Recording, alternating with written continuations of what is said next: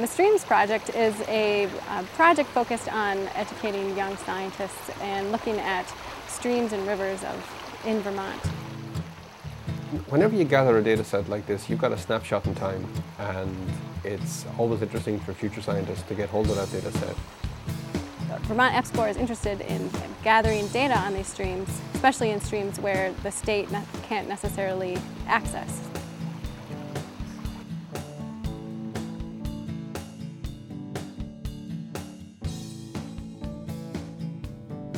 I'm Kathy Joe, I'm the Streams Project Coordinator. I got interested in aquatic ecology really early. I grew up on a river, so I used the river as a child, and I grew up with a love of the water. Our goal is to both gather data, but then also get lots of people interested in science.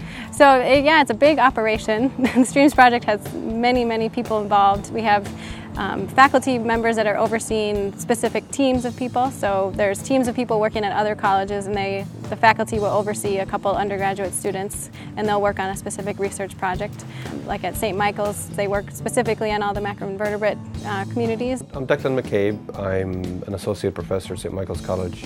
The students on the Streams project have all been very excited from day one.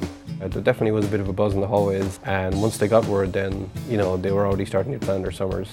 So it was really exciting for me to see the excitement in them.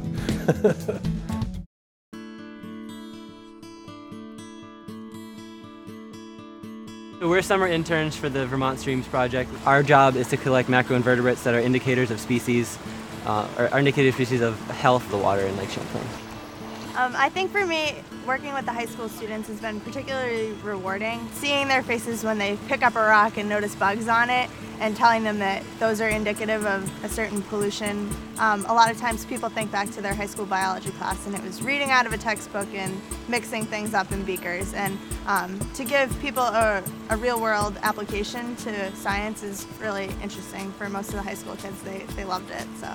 I'm Evelyn Boardman. I'm a student at Rice High School, and I found a brochure about the Streams project, and I enlisted my mom, who's a science teacher, and my friend Kari. My name is Kari Foote. I'm a senior at Rice High School, and I got involved in the Streams project when my friend Evelyn asked me to come. She said macroinvertebrates, and I've always been fond of bugs, so I was like, sign me up. And for the first, we did a week in June where we just went to UVM. We lived there for a while, and there were professors there who taught us how to collect samples and what we were looking for and what the project was about. And every 2 weeks we've been coming down to our 2 stream sites, and we've been collecting water samples. Part of the reason that's great to talk to college students is people who are going into environmental fields of science in the future want to have an idea of what they're looking for, and interacting with the graduates kind of gave us a good idea of what kind of majors we might want to look at and kind of what the college scene is. I'm Sharon Boardman. I'm a teacher at Rice Memorial High School. I teach science, and I'm part of the EPSCoR Streams project. I've actually learned a lot, so it's added to my base knowledge, which will help me, I think, be a better teacher. I think science is a hard thing to avoid. I really don't understand people who can kind of separate themselves from it, because it's something that once you kind of get a taste for it, you really can't get it out of your head. Like, you're walking down a stream and you think, I wonder if there are macroinvertebrates in that riffle. But I think it's going to take a special type of student to understand what we're talking about. Yeah. One who's interested in the world around them.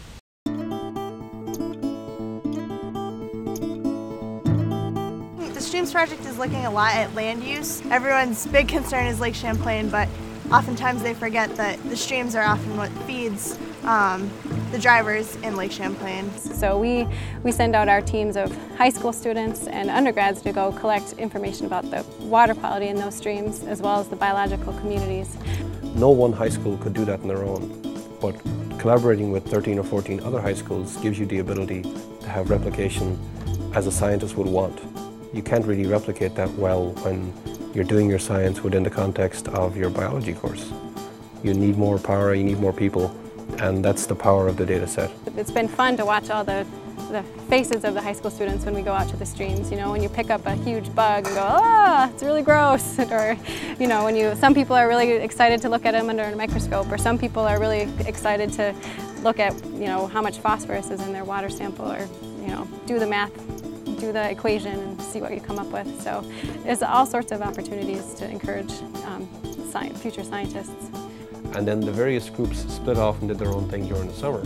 So the St. Mike's group did the macroinvertebrates, and the guys from Norwich University, for example, are looking at a specific metric for comparing streams. The guys up in Johnson are doing their piece, which involves phosphorus analysis. And then the students from Puerto Rico work together with the students from UVM to work on water quality in terms of phosphorus and also in terms of coliform bacteria. It was definitely a very good experience. I'm definitely taking a lot back home. I really think it sort of like changes your perspective about everything, because you're just like, oh, it's a stream, you know, whatever. But then you're like, no, the stream just connects with this other like river or whatever, and then it all ends on Lake Champlain, and like thousands of people, you know, take from that water and whatever. So it's like, it just sort of changes like how you see things. The students from Puerto Rico, it's really a great link because they can take what they've learned from this project, take it back, and they can talk about that back in their own schools, in addition to coming back to Vermont.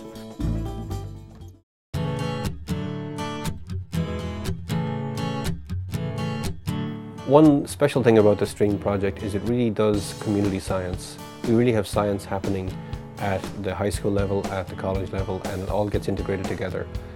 We have pledged to the high schools that we'll share whatever data we get immediately on the website. And I think it's really great that NSF has started to reach out into the community and build more science infrastructure in the form of people. One of the end products from this project will be this data set. And we've already got a school recruited in the Bronx, and Charles Goodnight from UVM is working with them to actually use the data, look at the interactions, look at the land use, and look at it strictly from an analytical point of view. These guys can't easily get up here to do the field work, so we're doing the field work, and they'll actually be able to work on the data. Just as the Vermont schools will also be able to work on the data, except that the school in the Bronx is specifically focused on analysis.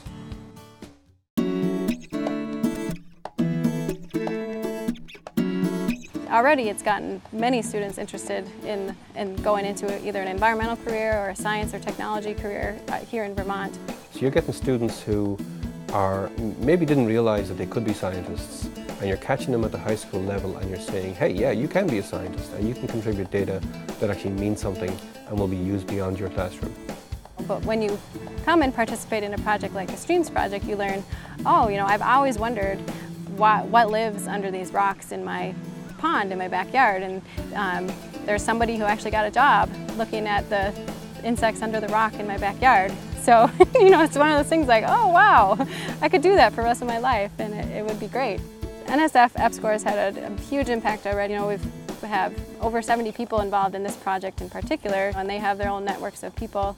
And so I think just in the fact that they're able to participate in the project, you know, get equipment for high schools that they may not be able to afford themselves, so they can continue this kind of work or other kind of work in their high schools, you know, build up their classrooms and maybe take more classes as a teacher so they can teach better science classes, do different experiments, and many plan to go out, you know, years after the Streams project may stop. And, you know, they've learned, they have the background, and they can teach their own students.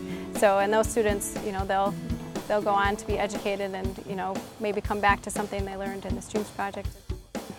I like the students the best. They're the most fun, so they make me laugh, and I learn something from them all the time, so that's the best part.